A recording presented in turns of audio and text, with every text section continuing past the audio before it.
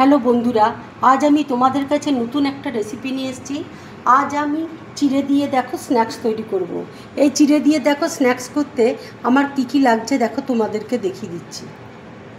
এখানে দেখো চিড়ে নিয়েছি, আলুকে দেখো গ্রেট করে নিয়েছি, পেঁয়াজ কুচি আছে, ধনেপাতা কুচি আছে, নুন আছে, কারি পাতাকে দেখো ছোটো কুচিয়ে নিয়েছি আমি, লাল কাঁচা লঙ্কাকে দেখো আমি কুচিয়ে নিয়েছি। এখানে দেখো আমচুর আছে, আদা রসুনের পেস্ট আছে, হলুদ আছে, গোটা জিরে আছে।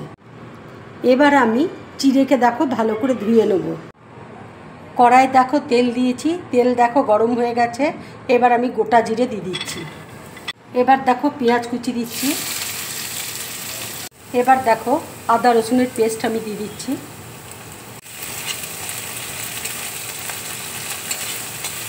এবার দেখো কাঁচা লঙ্কা কুচি দিয়ে দিচ্ছি। এবার দেখো কারি পাতা দিয়ে দিচ্ছি, হলুদ দেখো দিয়ে দিচ্ছি। এবার দেখো আলুটা আমি দিয়ে দিচ্ছি।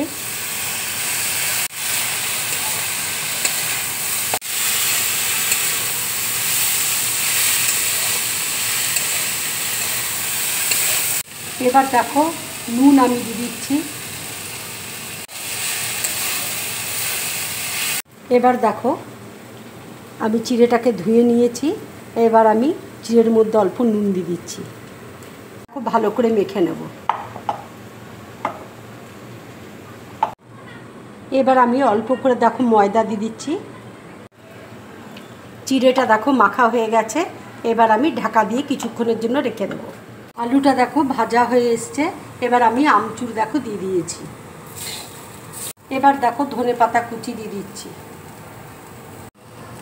আলুটা দেখো ভাজা হয়ে গেছে। এবার আমি গ্যাসটা অফ করে দিচ্ছি। দেখো চিজ আমি গ্রেট করে দিচ্ছি।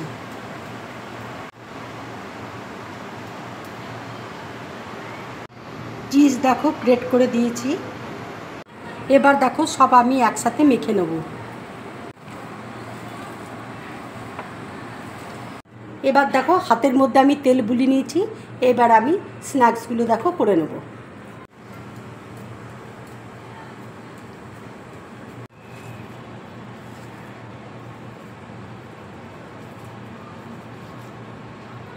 ঠিক এইভাবে দেখো পুরটা আমি ভরে নিলাম।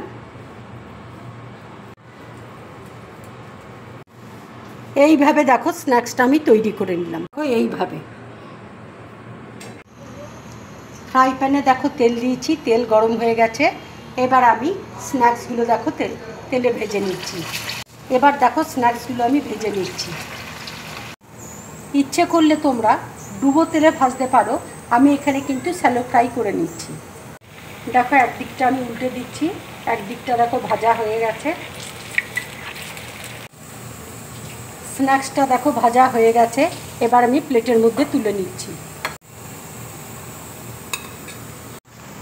দেখো স্ন্যাক্সটা আমার পুরোপুরি রেডি।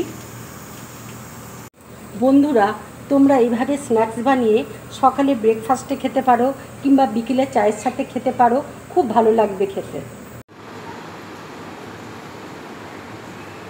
কেমন খেতে হয়েছে? দারুণ। বন্ধুরা, আমার এই স্ন্যাক্সের রেসিপিটা যদি তোমাদের ভালো লাগে তাহলে লাইক করবে, শেয়ার করবে আর ড্রিম ব্লগ চ্যানেলটাকে সাবস্ক্রাইব করবে। তোমরা বেশি করে কমেন্টস করবে, তাহলে আমার খুব ভালো লাগবে। নমস্কার।